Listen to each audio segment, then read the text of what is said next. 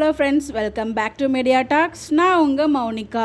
So இன்றைக்கி எபிசோடில் நம்ம எல்லாரும் எதிர்பார்த்ததா கண்டிப்பாக குமரன் தான் வின் பண்ணுவார் அப்படின்னு சொல்லிட்டு நம்மளுமே சொல்லியிருந்தோம். எப்போ இந்த கதாநாயகன் ஷோ வந்து ஸ்டார்ட் பண்ணாங்களோ அப்போவே நம்ம சொல்லியிருப்போம் கண்டிப்பாக இந்த ஷோவில் வந்து டைட்டில் வின் பண்ண போகிறது குமரன் தான் அப்படின்னு சொல்லிட்டு.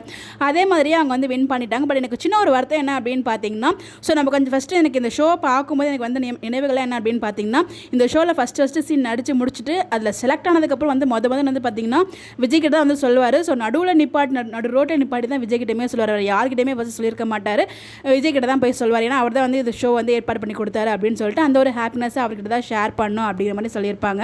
அதே போல் நம்ம கங்கா வந்து போய் சர்ப்ரைஸ் கொடுக்கணும் அப்படின்னு சொல்லிட்டு காவேரி கிட்ட ஹெல்ப் கேட்டதுனால காவேரி சொன்ன ஒரு வார்த்தைக்காக வந்து பார்த்திங்கன்னா விஜய் அவ்வளோ எஃபர்ட் போட்டு மொத்த ஃபேமிலியும் வந்து ஸ்டேஜில் நிப்பாட்டி அதெல்லாம் பேசியிருப்பாங்க.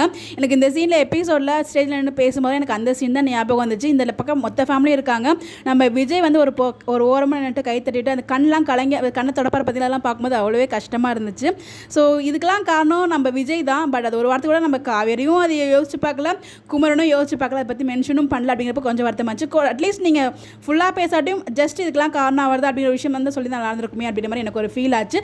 யாருக்கானது படுவாங்க அப்படின்னு எதிர்பார்த்தேன், பட் படலை அதுவுமே. ஸோ அதுக்கான ரீசன் ஒன்று இருக்குது, அதை நெக்ஸ்ட் வீடியோவில் நான் ஷேர் பண்ணுறேன். ஆல்ரெடி நம்ம சொன்னதே தான் இதுவுமே. நம்ம காவேரி அண்ட் குமரன் இவங்களுக்கான பாண்டிங், அதாவது காவேரி கிட்ட அவர் என்ன சொல்லணும்னு ஆசைப்பட்டாரோ அது எல்லாத்தையும் அந்த பொண்ணுங்க மூலமாக வந்து சொல்லிட்டாங்க. மன்னிப்பு கேட்குறதா இருக்கட்டும், உனக்காக நான் இருக்கேன். ஸோ இதில் நமக்கும் ஒரு விஷயம் இருக்குது. ஸோ கண்டிப்பாக குமரன் வந்து ஃப்யூச்சரில் கண்டிப்பாக சப்போர்ட் பண்ணுவார் விஜய் காவேரி சேர்றதுக்கு அப்படிங்கிறதுக்கு ஒரு ஸ்ட்ராங்கான ஒரு ஆதரவு வந்து இங்கே கிடச்சிருக்கு. அதுவுமே ரொம்ப நல்லா கிளியராக புரியுது.